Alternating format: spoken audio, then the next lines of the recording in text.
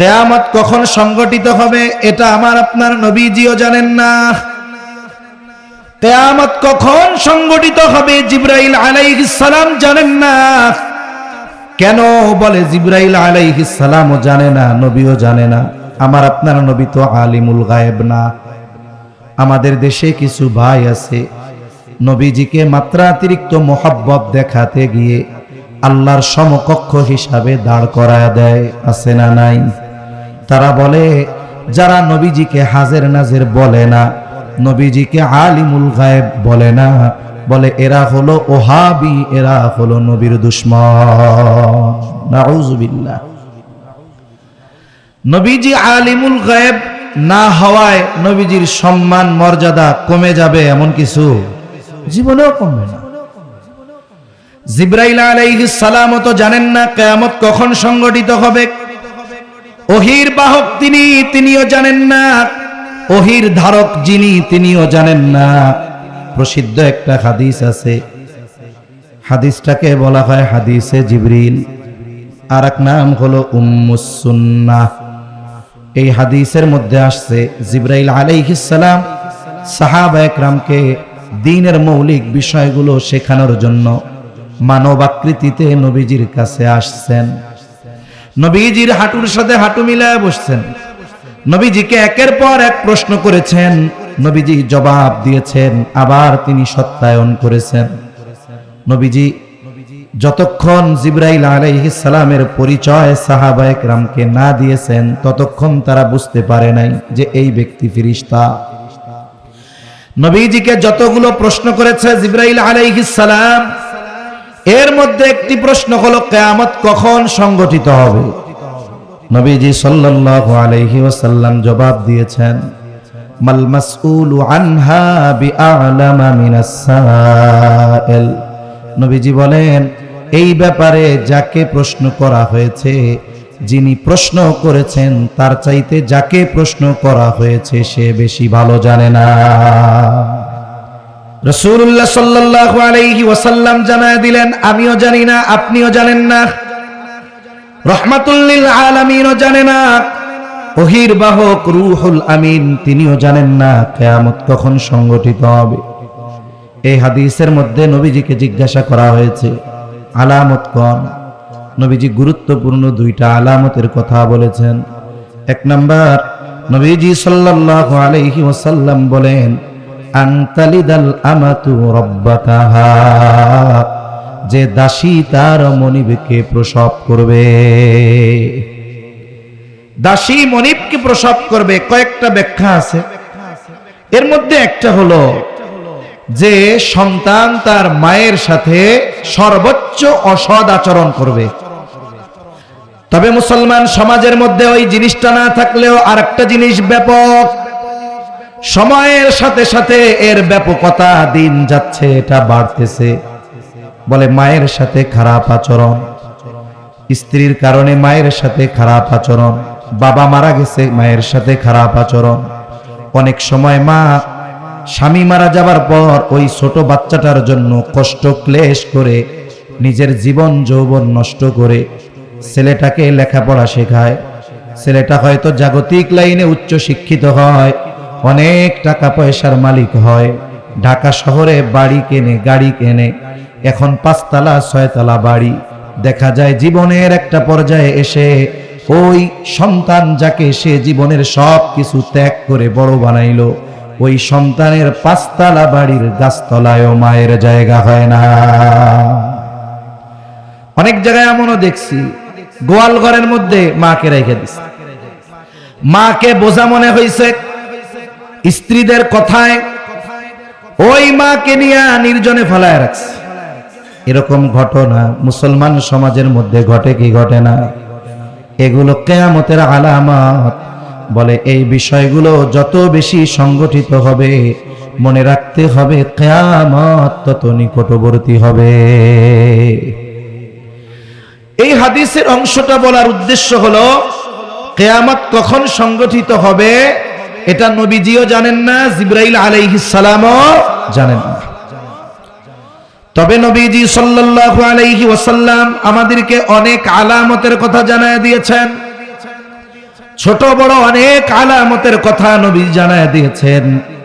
ওই আলামত সম্পৃক্ত একটি হাদিসও আপনাদের খেদমতে পাঠ করেছি। আল্লাহ তাআলা বলেন, ইন্নাল্লাহা ইনদাহু ইলমুস সাআহ, নিশ্চয়ই আল্লাহ তাআলার নিকটেই কিয়ামতের জ্ঞান, কিয়ামতের ইলম।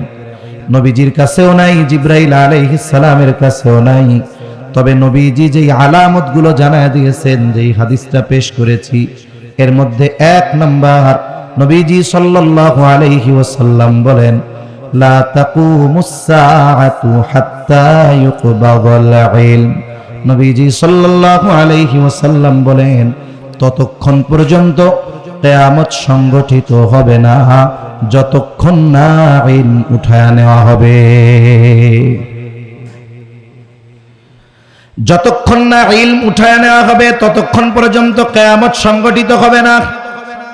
তাহলে প্রথম বিষয় নবীজি কি জানায় দিলেন? বলে দুনিয়ায় যতদিন ইলম থাকবে, দুনিয়া থাকবে, কিয়ামত সংগঠিত হবে না।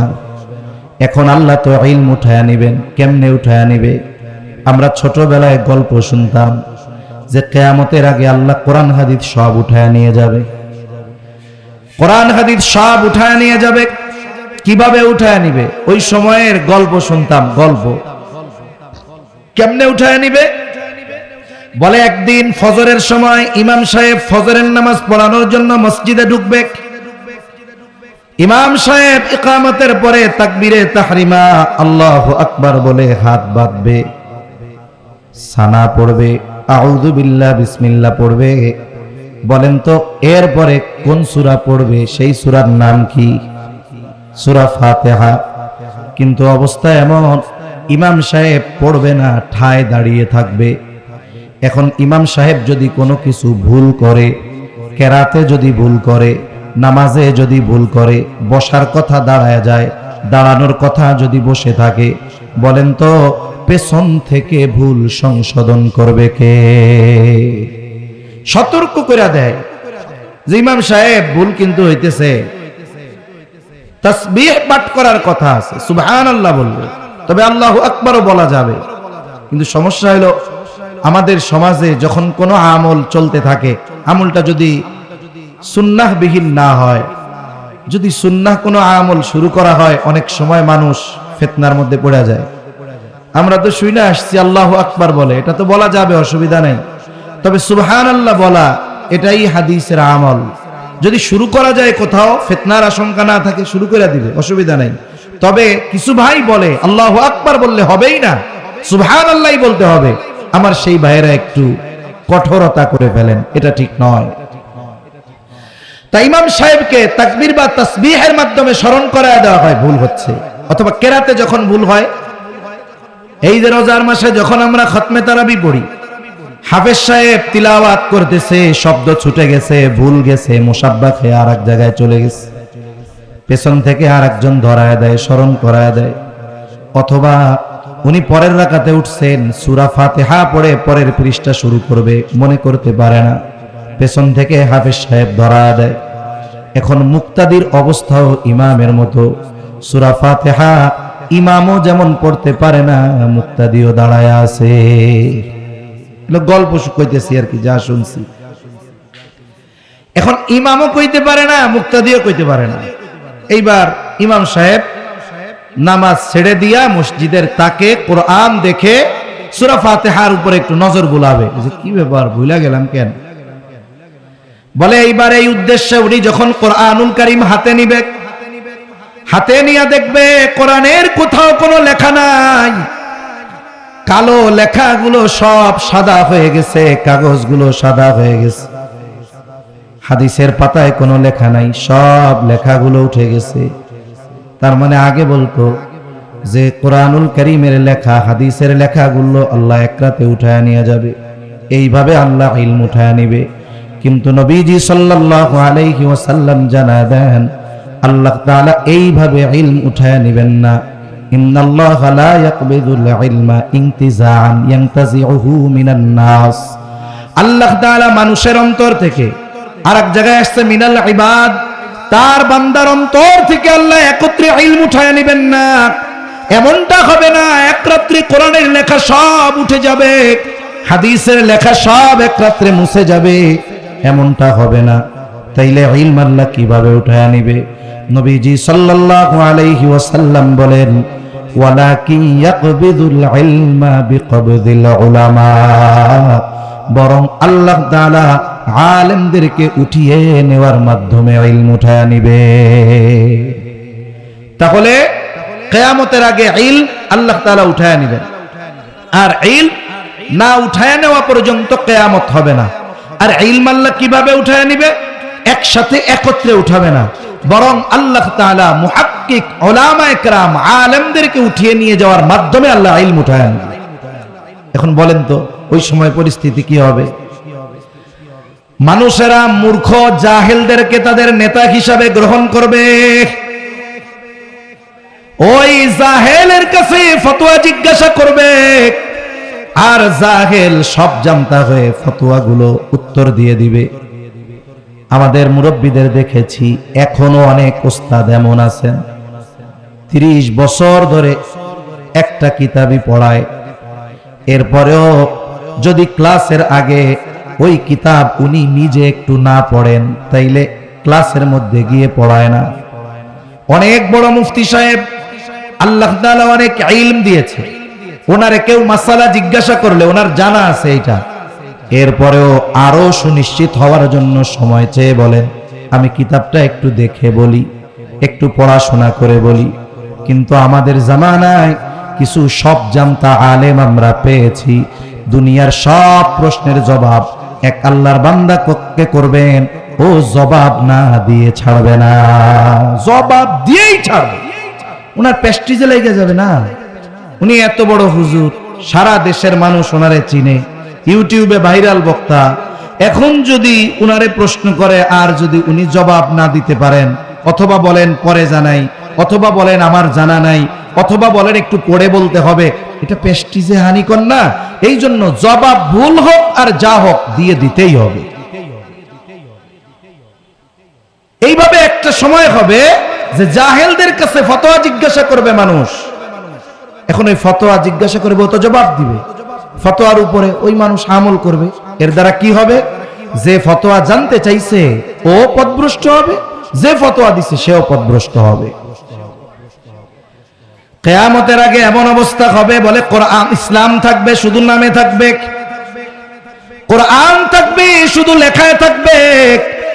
আলী রাদিয়াল্লাহু তাআলা আনহু থেকে বর্ণিত হাদিস, নবীজি সাল্লাল্লাহু আলাইহি ওয়াসাল্লাম বলেন, ইউশিকু আন ইয়াতিয়া আলান নাসি জামান লা ইয়াবকা মিনাল ইসলাম ইল্লা ইসমুহু ওয়া লা ইয়াবকা মিনাল কুরআনি ইল্লা রাসমুহু।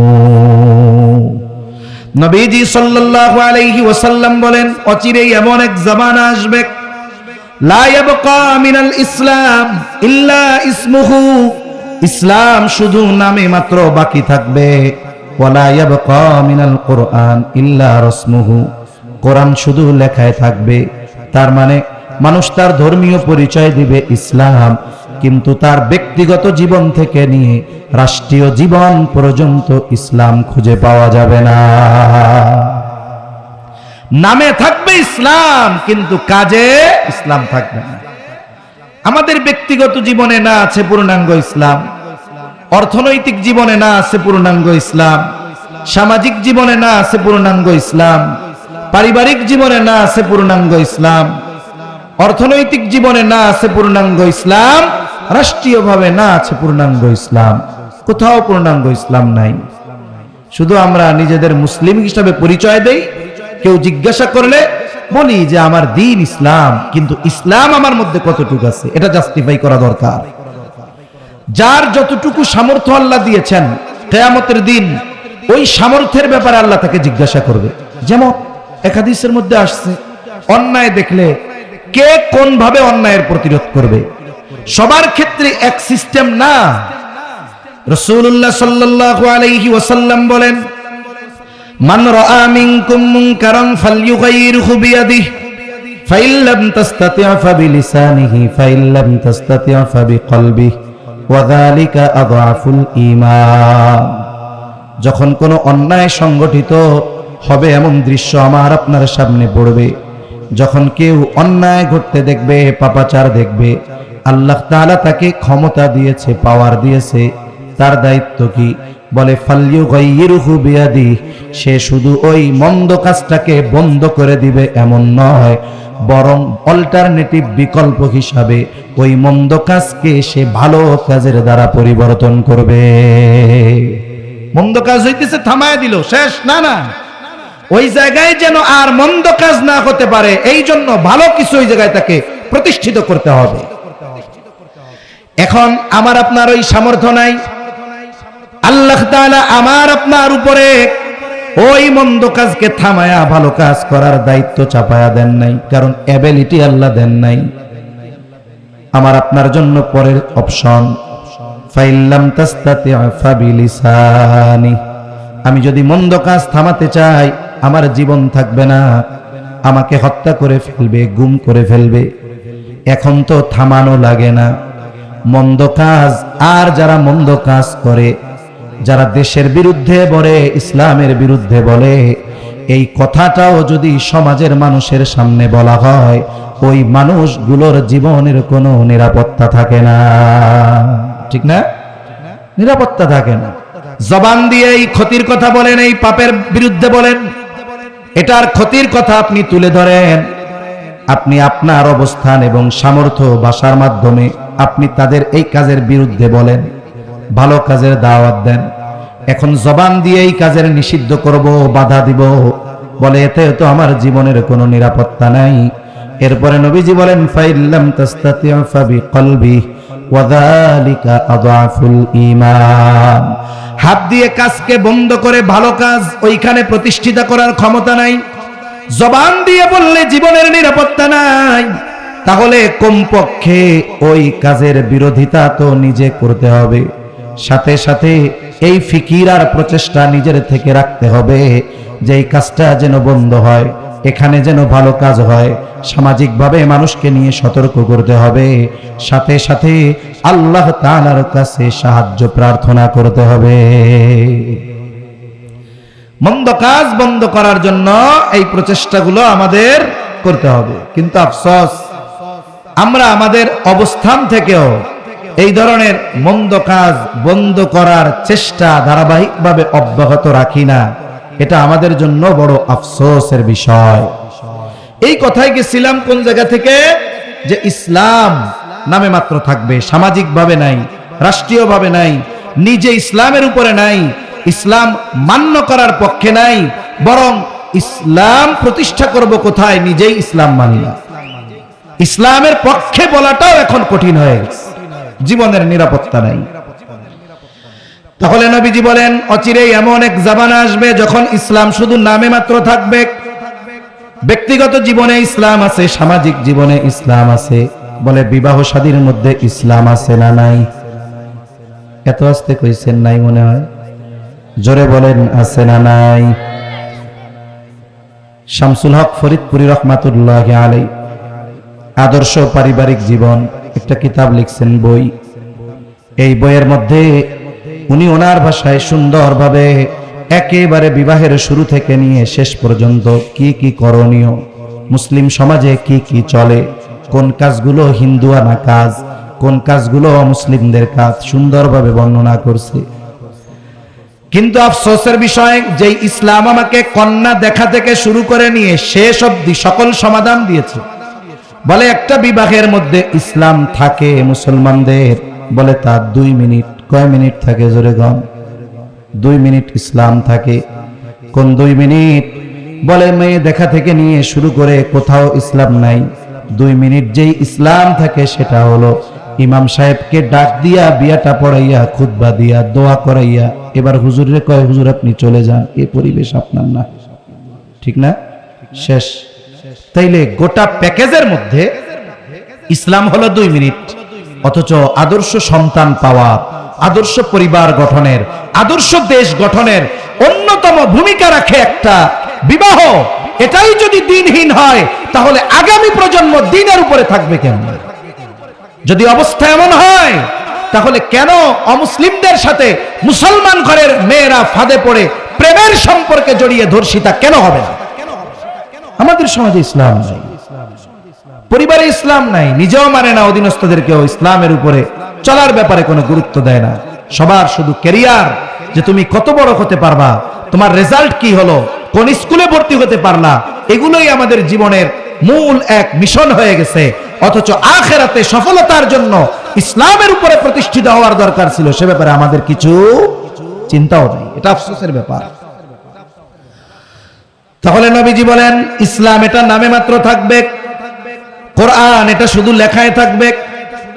একটা সময় আমরাও ছোটবেলা দেখেছি কোরআনের পাতাগুলো ঝকঝকে ছিল না, লেখাগুলো ঝকঝকে ছিল না, নিউজ প্রিন্ট পাতায় থাকতো কোরআন লেখা, মানুষ পড়তো।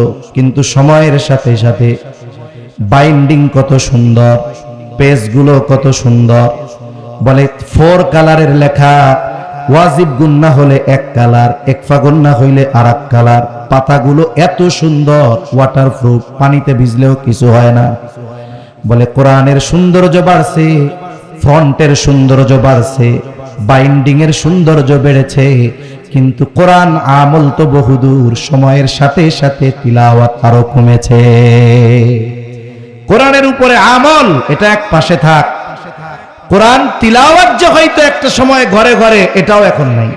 আগে গ্রাম অঞ্চলে ছোটবেলায় প্রত্যেক জায়গায় আজান হইতো আর মহিলারা ঘুম থেকে উঠে যাইত। যাদের বাহির বাড়ি ঝাড়ু দেওয়ার দরকার হতো, বলে আজানের পর পর ঝাড়ু দিয়া দিত, পুরুষদেরকে ডাক দিত, তারা মসজিদে চলে যাইত। এইবার মহিলারা নামাজ পড়ে কোরআন তিলাওয়াত করত, পুরুষেরা নামাজ পড়ে এসে একটু চাটা খেয়ে পুরুষের জন্য নাস্তা তৈরি করত, চা খেয়ে দীর্ঘ সময় কোরআন তিলাওয়াত করত। ফজরের পরে গ্রামের প্রত্যেকটা বাড়ির পাশ দিয়ে হাঁটলে কোরআন তিলাওয়াতের গুনগুন আওয়াজ আসতো। শুদ্ধ পড়ুক আর অশুদ্ধ পড়ুক সেটা পরের কথা, কিন্তু তিলাওয়াতের আওয়াজ পাওয়া যাইত। এখন কোরআনের বাইন্ডিং সুন্দর, লেখা ছাপা ঝকঝকে, কিন্তু কোরআনের তিলাওয়াত আছে? একটু জোরে বলেন না, আছে? কোরআনের তিলাওয়াত নাই। আমল তো সেটা বহু পরে, তিলাওয়াত নাই। আবার অনেক তিলাওয়াত আছে, থাকলেও বলে রুহানিয়াত নাই। রাসূলুল্লাহ সাল্লাল্লাহু আলাইহি ওয়াসাল্লাম জানায় দেন, শেষ জামানায় মানুষ তীরের মতো সোজা তিলাওয়াত করবে। হায়রে, এক একটা হরফ মশক করার জন্য দিন পার করা দেয়। আয়না নিয়ে দেখে এই পাশে কেমনে গেল, বদ ঠিক মতো ওই জিব্বার গোড়া উপরের মাড়ির সাথে লাগলো কিনা, দিনভর একটার পিছনে দৌড়ায়। এত সুন্দর করে তিলাওয়াত করবে, অথচ এই মানুষগুলো জাহান্নামী হবে। সেজন্য আগের যারা ছিলেন, এখনো অনেক বুজুর্গ আছে, দেখেন মসজিদে নামাজ পড়ায় তিলাওয়াত করে, আমার আপনার মনে হবে যে গ্রামের পড়া, এখনকার জামানার ডিজিটাল আধুনিক তিলাওয়াত না, কিন্তু ওনার ওই ভাঙ্গা ভাঙ্গা গলায় বেসুরো পড়াটা কানে মজা লাগে না, কিন্তু হৃদয় পর্যন্ত পৌঁছায়া যায়। ঠিক কিনা বলেন? আর এখনের তিলাওয়াত গুলো কানে খুব মজা লাগে, কিন্তু ওই কান দিয়ে, কর্ণকুহর দিয়ে হৃদয় পর্যন্ত পৌঁছাইতে পারে না। তা মূল যা কথা বলবো তার থেকে অনেক দূর চলে যাইতেছি, সব আল্লাহর ইচ্ছা। নবীজি সাল্লাল্লাহু আলাইহি ওয়াসাল্লাম বলেন, লা তাকুমুস সাআতু হাত্তা ইউকবাদাল ইলম, ততক্ষণ পর্যন্ত কিয়ামত সংগঠিত হবে না যতক্ষণ না ইলম উঠায় নেওয়া হবে, না নেওয়া হবে। নবীজি জানায় দেন, আল্লাহ তাআলা তার বান্দার থেকে, মানুষদের থেকে একত্রে ইলম উঠায় নেন না, ওয়ালাকিন ইয়াকবিদুল ইলমা বিকবদিল উলামা, বরং আল্লাহ আলেমদেরকে উঠিয়ে নেওয়ার মাধ্যমে ইলম উঠায় নেয়। তাহলে আলেম যতদিন দুনিয়ায় থাকবে, কিয়ামত তত দূরে থাকবে। আর মুহাক্কিক যেই সমস্ত আলেম দুনিয়ায় থাকার কারণে কিয়ামত দূরে থাকবে, ওই সমস্ত আলেম এই ধরনের প্রতিষ্ঠানগুলা থেকেই বের হয়। ঠিক কিনা বলেন? এজন্য মাদ্রাসাগুলো আমাদের কল্যাণকামী। এই মাদ্রাসার জন্য, উলামা একরামের জন্য আমাদের থেকে কিয়ামত দূরে আছে। মাদ্রাসা থাকবে না, উলামা একরাম থাকবে না, মুহাক্কিক হাক্কানি উলামা একরাম থাকবে না, কিয়ামত তত নিকটবর্তী হবে। এজন্য মাদ্রাসাগুলোর প্রতি নজর রাখা, সাথে সাথে উলামা একরামের সাথে সম্পর্ক ভালো রাখা, নিজের ঘরে কমপক্ষে একটা সন্তান হলেও মাদ্রাসায় দিয়ে হক্কানি আলেম বানানোর মেহনত করা। শুধু সন্তানগুলারে টাকা পয়সা কামানোর মাধ্যম মনে করলে হবে না। আমাদের দেশে কিছু মানুষ আছে, এরা মনে করে সন্তান হলো জীবন চক্রের একটা অংশ। আমি এখন জুয়ান, আল্লাহ আমারে ছেলে একটা দিছে, আমি পরিশ্রম কইরা এটাকে লেখাপড়া শেখাবো, এটা আমার কাজ। এরপরে ওর যখন একটু বয়স হবে একটা সরকারি চাকরি দিয়া দিব 2-5-10 লাখ ঘুষ দিয়া, এরপরে আমি ঠ্যাং উঁচায়া বয়া বয়া খামু, ও আমারে খাওয়াইবো। এখন আমার হায়াত শেষ, ওরে বিয়ে টিয়া দিব, ওর পোলাপান হইব, ও এবার পোলাপানরে মানুষ বানাবে। মানে জীবন চক্রের একটা অংশ মনে করা হয়। অনেকে মনে করে সন্তান তো না, এটা হলো আমার টাকার গাছ, এটিএম বুথ, টিপ দিলেই টাকা বের হইব। এরকম যারা মনে করে, অধিকাংশ মানুষ এরা জীবনের শেষ সময়ে ওই সন্তানদের দ্বারা না দুনিয়ার কোনো উপকার লাভ করতে পারে, না মৃত্যুর পরে ওই সন্তানের দ্বারা আখিরাতে কোনো উপকৃত হতে পারবে। এজন্য কমপক্ষে একটা সন্তান আলেম বানান, মাদ্রাসায় দেন। তার কারণে আপনার ঘরে যদি অন্যান্যরা আলেম নাও হয়, ওই ইলমের আলো অন্যান্যদেরকে অন্ধকারে পথ চলার ব্যবস্থা করে দিবে। 2 নম্বর, নবীজি সাল্লাল্লাহু আলাইহি ওয়াসাল্লাম বলেন, ওয়া তাকসুরাজ জালাজিলু, কিয়ামতের আগে ঝলঝলা বেড়ে যাবে। কিয়ামতের আগে ঝলঝলা বাড়বে, ভূমিকম্প বাড়বে অন্যান্য সময়ের তুলনায়। এই 21 শতাব্দীতে ঝলঝলা বেশি, ভূমিকম্প বেশি। এখন ভূমিকম্প কেন হয়? ভূমিকম্প হওয়ার কিছু জাগতিক কারণ আছে। বলে যারা ভূতাত্ত্বিক এরা গবেষণা করে বলে ভূমিকম্প হওয়ার কারণ হলো টেকটনিক প্লেটের নড়াচড়া। আমরা পৃথিবীর উপরিভাগে বসবাস করি। আমাদের পৃথিবীর ভেতরে ওইখানে খনিজ পদার্থ আছে, অনেক কিছু আছে, আগ্নেয়গিরি আছে, আর অনেক কিছু আছে ভেতরে। আমরা উপরিভাগে বসবাস করি। তবে উপরিভাগে যারা বসবাস করি তাদের সবার অবস্থান এক জমিনের উপরে নয়, একসাথে নয়। জমিন ভাঙা ভাঙা আছে। কেমনে বুঝাই? মনে করেন এটা পৃথিবীর উপরিভাগ, এই অংশটা এশিয়া মহাদেশ, এই অংশটা মনে করেন আফ্রিকা অথবা ইউরোপ মহাদেশ। এখন এই অঞ্চলে যারা আছে তারা একটা প্লেটের উপরে আছে, এই অঞ্চলে যারা আছে এরা আর একটা প্লেটে আছে। কথার কথা বোঝানোর জন্য মনে করেন এটা এশিয়া আর এটা হলো আফ্রিকা অথবা এটা ইউরোপ। বিজ্ঞান বলে যে টেকটনিক প্লেট সব সময় নড়াচড়া করে, সব সময় চলে। এখন এই চলার গতি কত? এনা পরিবহনের মতো না, বিমানের মতো না। বলে সারা বছরে 10 থেকে 16 সেন্টিমিটার একটা আর একটারে অতিক্রম করে। এক বছরে নড়ে কতটুকু? 10 থেকে 16। কোন ব্যক্তি যদি ঘড়ির কাঁটায় মিনিটের কাঁটার দিকে তাকায় থাকে, ও একটুও নড়তে দেখবে না। ওর মনে হবে যে এই কাঁটা জায়গায় আছে, অথচ ঘুরা চলে আসবে 1 ঘন্টা পরে। যদি ঘন্টার কাঁটার দিকে তাকায়, নড়াচড়া চোখে বাঁধবে না। এই ঘন্টার কাঁটার নড়ার যে গতি, তার চাইতে কত কত গুণ কম গতিতে এক একটা প্লেট নড়াচড়া করে। এখন ভূমিকম্প এই কারণে সব সময় পৃথিবীতে ভূমিকম্প হতে থাকে, তবে মাত্রা কম, টের পাওয়া যায় না এই নড়াচড়ার কারণে। এখন কত হয়? মনে করেন 3 হয়, 3.5 হয় নড়াচড়ার কারণে। এখন গতি যদি কোনো সময় সর্বোচ্চ বছরে 16 সেন্টিমিটার থেকে 32 সেন্টিমিটারে গতি বেড়ে যায়, 16 সেন্টিমিটার নড়াচড়া করে বছরে, তাতে যদি 4 মাত্রার ভূমিকম্প হয়, 3.5 মাত্রার ভূমিকম্প হয়, তাহলে 32 সেন্টিমিটার যদি গতি বাড়ে, তাহলে মাত্রা কয় গুণ হবে? দ্বিগুণ। এই জন্য 7 মাত্রা 7.5 মাত্রার ভূমিকম্প যখন হয়, পৃথিবীর উন্নত দেশের বড় বড় স্থাপনাগুলো মুহূর্তের মধ্যে গুড়িয়ে পড়ে, মুহূর্তের মধ্যে গুড়িয়ে পড়ে। কিছুদিন আগে হয়েছে তুরস্কে, আফগানিস্তানে, থাইল্যান্ড, মায়ানমার সীমান্তে। এটার একটা উৎপত্তি স্থল থাকে যে ওই জায়গার প্লেটের থেকে এই জন্য হয়েছে।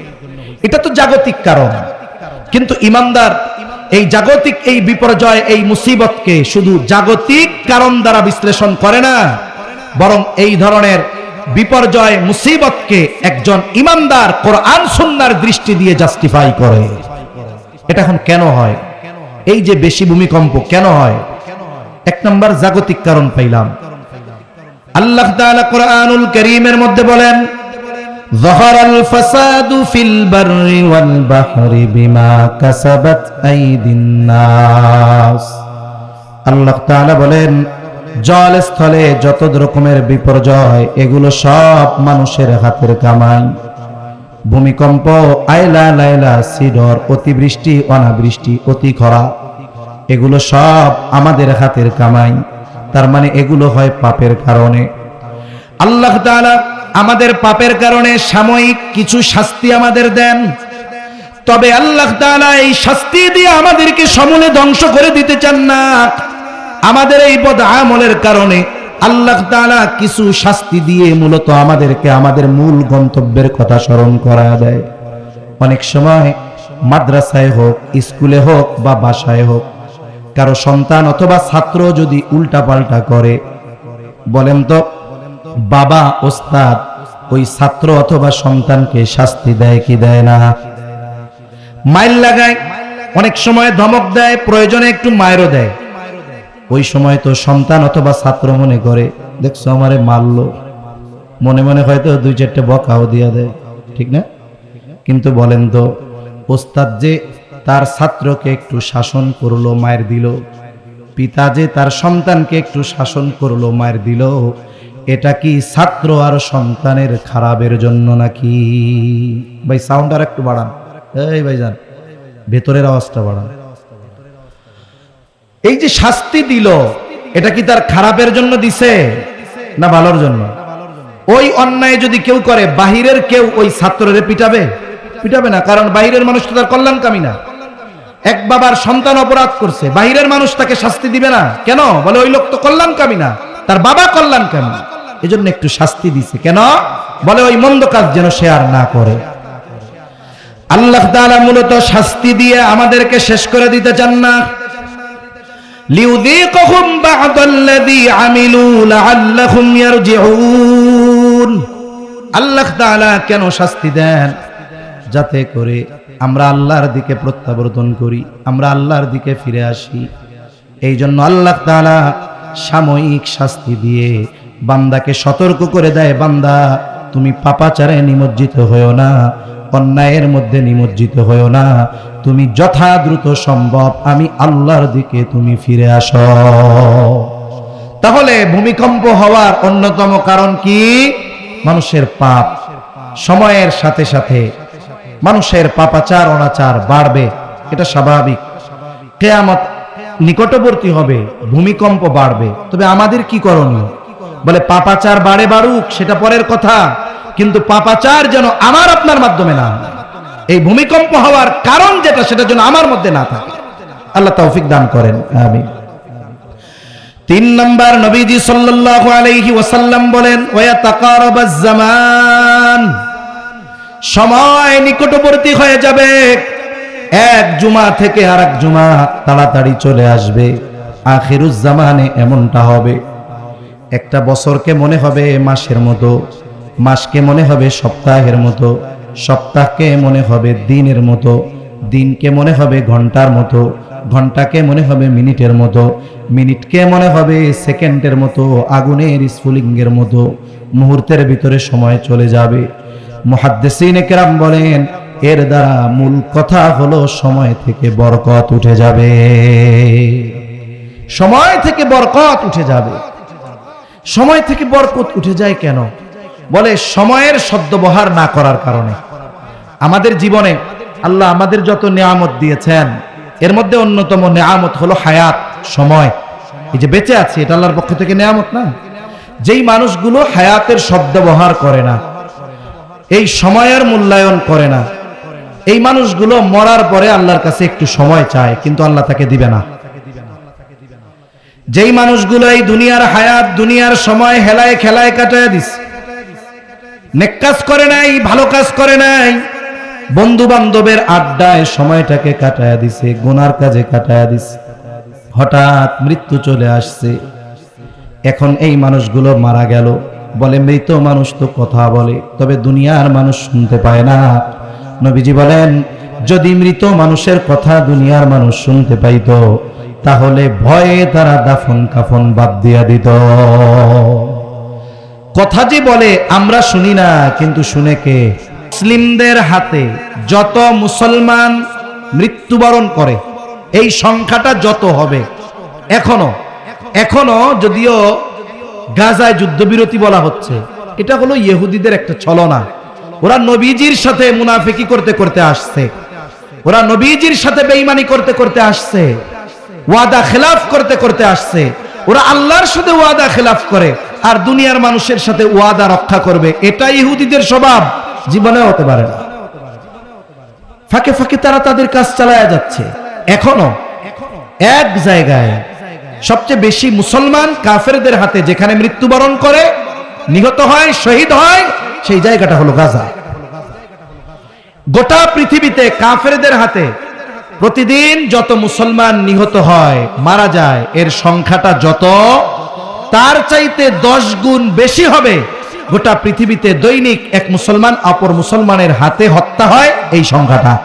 তার মানে কাফের যদি দৈনিক 100 জনকে মারে, তাহলে দৈনিক পৃথিবীতে মুসলমানদের হাতে আর এক মুসলমান হত্যা হয় 1000 কমপক্ষে। তাহলে বলেন তো, মুসলিম হত্যা কাফেররা বেশি করে না মুসলমানরা বেশি করে? এই পারস্পরিক হত্যাকাণ্ড বেশি।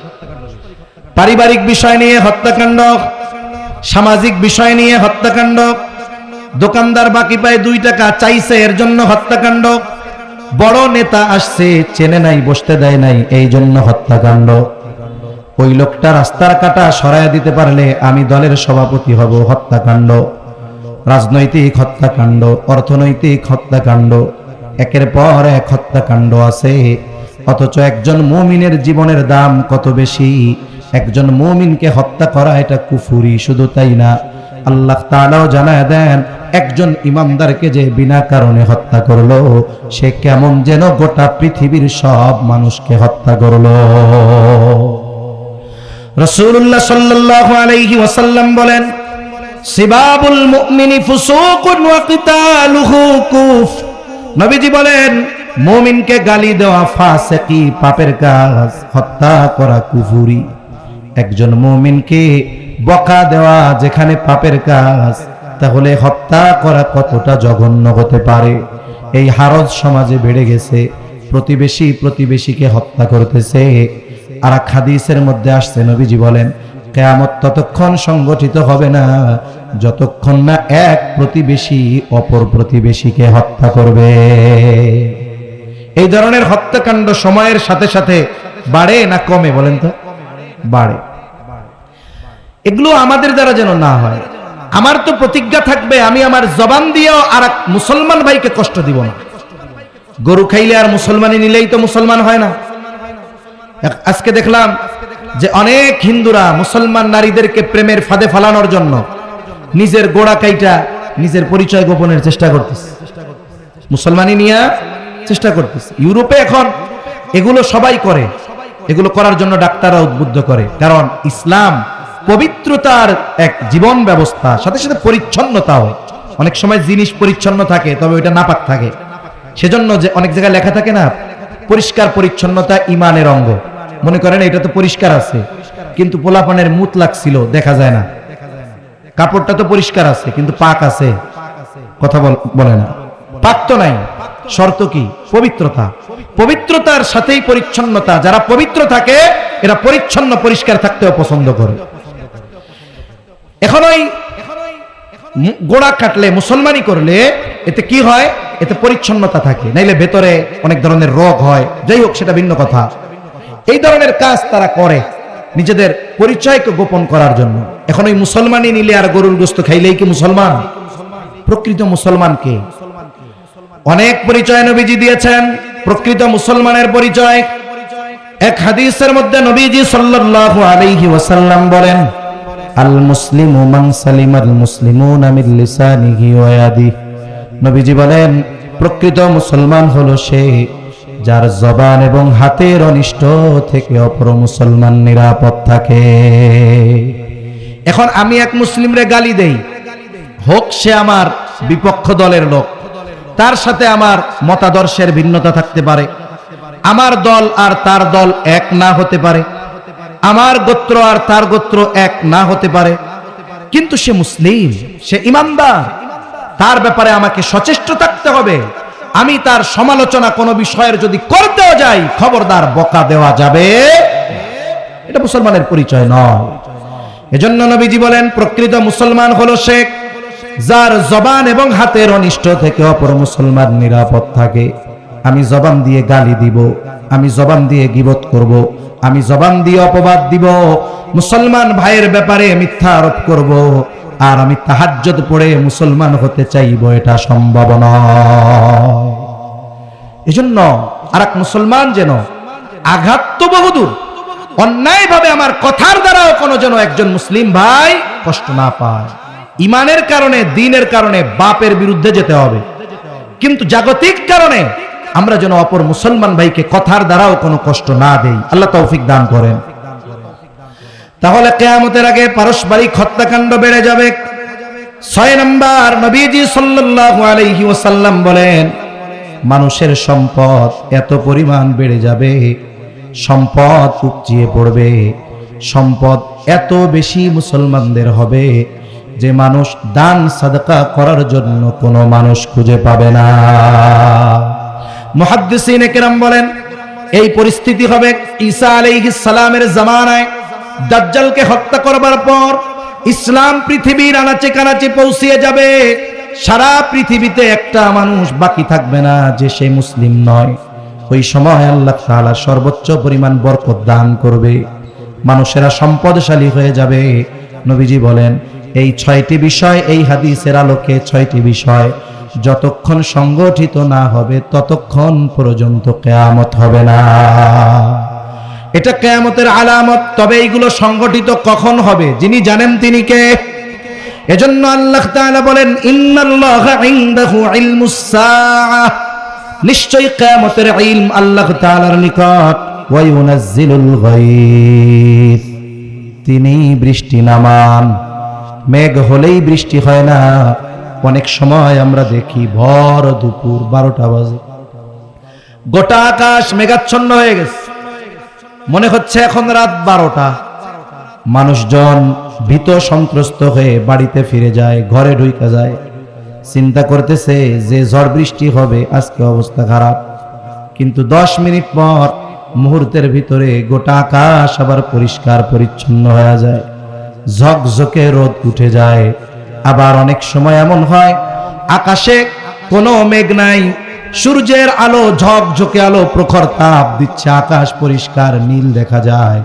কিন্তু 10 মিনিট এমন বৃষ্টি হয়েছে, এক বৃষ্টিতে শুকনা জায়গায় মাজা পানি হয়ে যায়।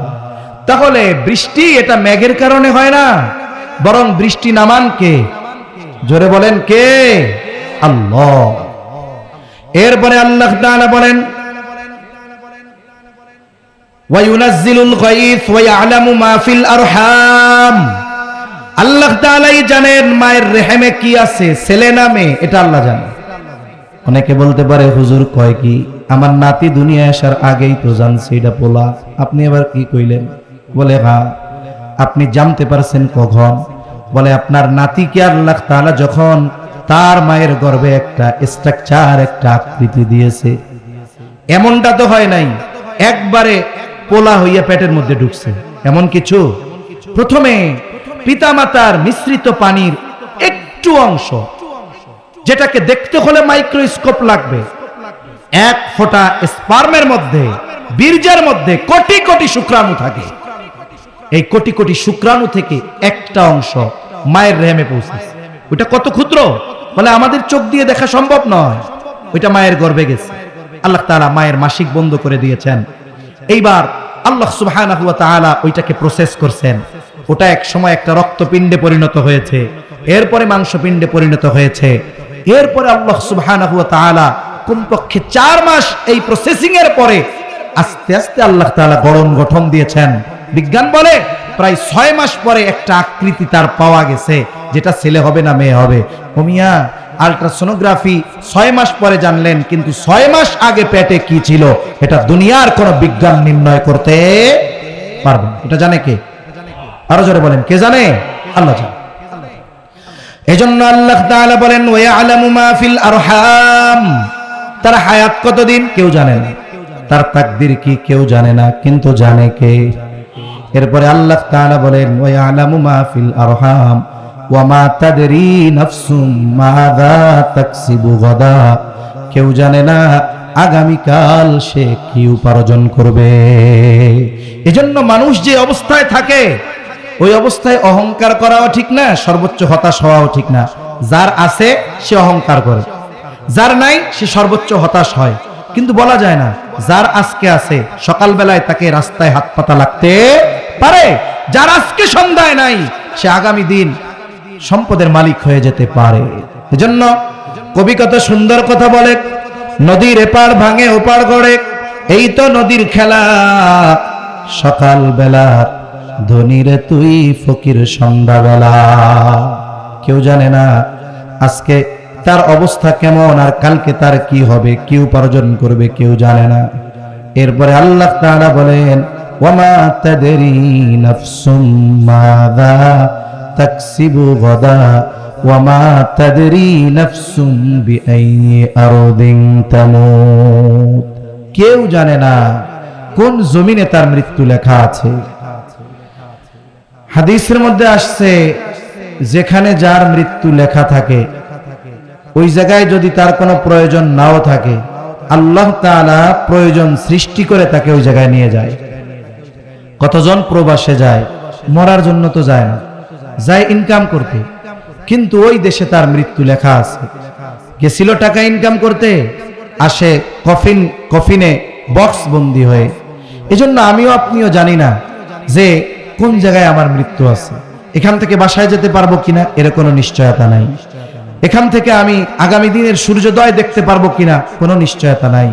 এজন্য আমাদের সদা সর্বদা যেহেতু মৃত্যুর সময় সুনিশ্চিত তবে আমাদের অজানা, স্থান নির্দিষ্ট তবে আমাদের অজানা, এজন্য আমাদের উচিত সব সময় মৃত্যুর সামান, মৃত্যুর প্রস্তুতি সাথে রাখা।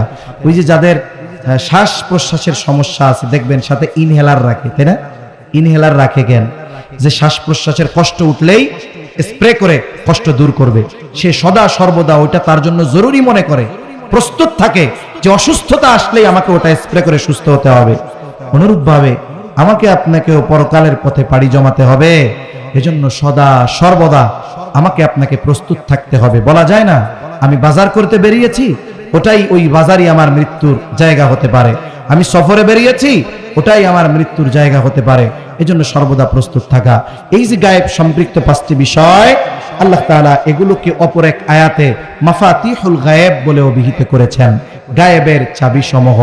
মুফাসসিরিনে কেরাম বলেন পৃথিবীতে যত গায়েব সম্পৃক্ত বিষয় আছে সবগুলো কোনো না কোনো ভাবে এই পাঁচটি বিষয়ের সাথে সম্পৃক্ত। আর আমরা যে ঈমান এনেছি, আল্লাহ আমাদের পরিচয় দিতে গিয়ে সর্বপ্রথম গায়েবের উপরে ঈমান আনার কথা বলেছেন, আল্লাযীনা ইউমিনুনা বিল গায়েব। এজন্য অদৃশ্য জগতের যত বিষয় আল্লাহ এবং তার রাসূল জানিয়েছেন এগুলোর উপরে আমরা দৃঢ় বিশ্বাসী হব, কোন ইনশাআল্লাহ।